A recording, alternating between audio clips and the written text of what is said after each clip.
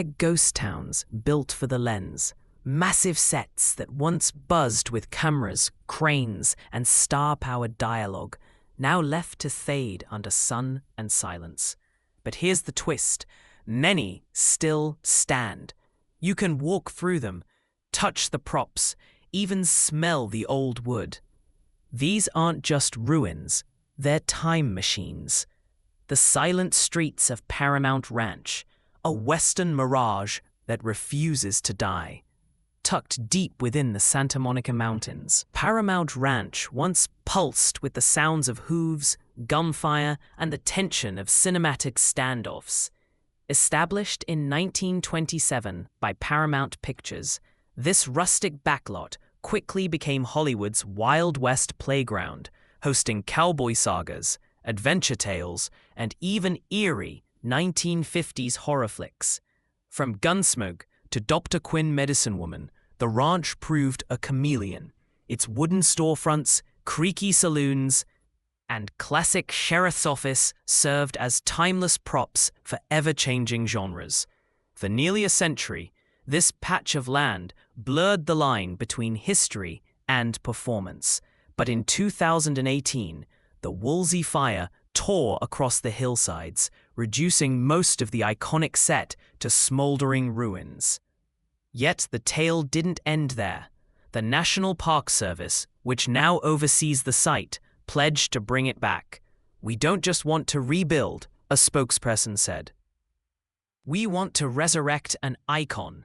Today, visitors still wander its trails, spotting scorched facades and half-rebuilt storefronts. The landscape itself, a storyboard of hope and memory. Bit by bit, Paramount Ranch reclaims its role, not just as a filming location, but as a living monument to American mythmaking. The Egyptian temple of Cecil B. DeMille, a forgotten pharaoh, rises from the dunes.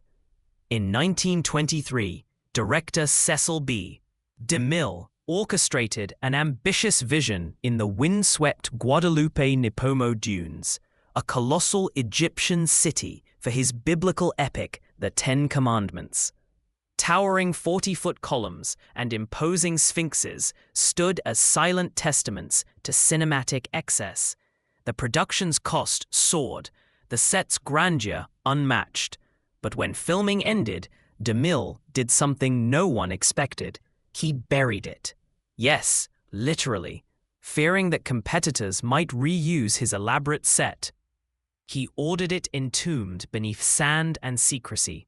For decades, the lost city of DeMille drifted into myth, whispered about by locals and curious historians alike.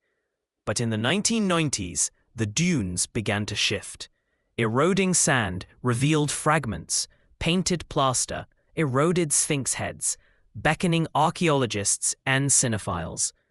Excavations continue even now, with some relics displayed at the nearby Dune Center Museum. "It's like opening a tomb," one dig team member remarked. "But it smells like salt and old paint." The dunes remain quiet sentinels, concealing the rest of DeMille's buried dream, waiting, perhaps, for another resurrection.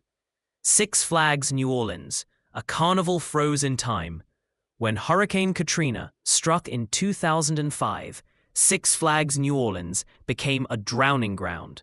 The storm surge swallowed the park, and the water didn't recede for weeks. Rides rusted, plush toys mummified. Food stands still display faded menus, nachos, $3.50. The park was abandoned almost immediately. No revival, no demolition, just silence, decay, and the occasional film crew. Percy Jackson, Deepwater Horizon, and Jurassic World all used it as an eerie backdrop. The roller coasters, still standing, skeletal and looming. Though technically off-limits, urban explorers often sneak in. One wrote, "You don't hear birds, just wind, whistling through broken cables." Rumors persist of its transformation into a future movie studio. For now, it's Hollywood's most apocalyptic amusement park, Popeye Village in Malta, a cartoon never left the island. In 1980, director Robert Altman built an entire village on the Maltese coast for his musical Popeye, starring Robin Williams.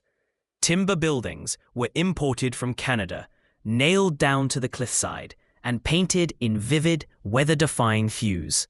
The film flopped, but the village didn't vanish. Instead, Malta embraced it. Today, Popeye Village is a quirky theme park, complete with boat rides, animators in sailor suits, and preserved sets that still smell faintly of sea salt and varnish. Visitors can enter Popeye's house, climb into Olive Oil's kitchen, or pose by the water tower. The site proves that even a cinematic failure can breed a cultural landmark. One Maltese guide joked, "It's the flop that feeds us." The Salton Sea Yacht Club, a desert mirage of mid-century dreams. The Salton Sea. Once a booming resort in the 1950s, became a popular filming location thanks to its glamorous yacht club, martini-soaked aesthetics, and surreal desert horizon. It appeared in car commercials, noir thrillers, and low-budget sci-fi alike. Then, the water turned toxic. Agricultural runoff and rising salinity choked the fish, and the smell, rotten eggs and wet aluminum, chased tourists away. By the 70s, the area was a wasteland. Still, remnants of its movie star days remain. The Yacht Club, now a restored visitor center, occasionally hosts film screenings. Rusted trailer parks, beached boats, and faded pool tiles offer visual poetry. One filmmaker called it California's Atlantis, but above ground. The faux Roman ruins of Cinecittà Studios, Italy's Hollywood, crumbling in style.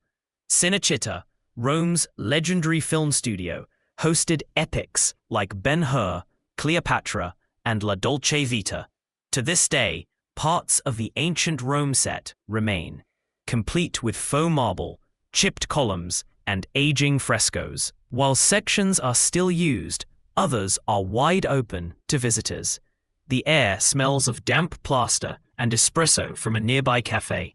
It's cinematic archaeology. You can touch the chariot paths where Charlton Heston once raced. Fellini called Cinecittà his imaginary world. Now, it's a museum of illusion, where every corner offers a whisper of grand spectacle. It's also a reminder, even fake empires leave real ruins. The Neo-Noir echo of Michigan's Central Station, when Batman went to Detroit. Detroit's Michigan Central Station was once a Beaux Arts masterpiece. By the time Transformers and Batman vs. Superman arrived, it was a shell, graffiti-tagged, windowless, echoing like a cathedral of rust. Directors loved it for precisely that reason. "It's the real Gotham," said one production designer. Films used it to imply decay, desperation, and strange hope. Today, Ford Motor Company is restoring the station, aiming to turn it into a tech campus. Until then, it remains half-dressed for cinema. Visit, and you might see drone cameras hovering near the arches, ready to spin more stories from the wreckage. Movie sets, by their nature, are temporary. Built fast, used briefly, then dismantled or forgotten. Yet some linger, like memories etched in wood and stone. According to the American Film Institute, over 200 abandoned or semi-preserved film sets exist across North America alone. A few have even become pilgrimage spots, with fans reenacting scenes on location. Want to find one near you? Apps like ShotDeck and Real Scout now offer geolocation tools to track cinematic ruins in your region. Picture this: a sphinx buried under a sand dune. A Ferris wheel frozen mid-spin. Robin Williams laughing beneath a fake chimney in Malta. A cowboy saloon scorched by wildfire. These are the footprints of film, left behind, waiting for curious feet to follow. Even in ruin, they speak. They crackle with old electricity, hum with past applause. They prove that while movies may wrap, their shadows keep playing. So next time you crave a little Hollywood magic, maybe skip the soundstage. Instead, chase the ghosts, visit the remains, and let the set tell you its story. If this journey lit up your imagination, give it a thumbs up, hit subscribe, and drop a comment below with your favorite abandoned film location. More cinematic secrets await.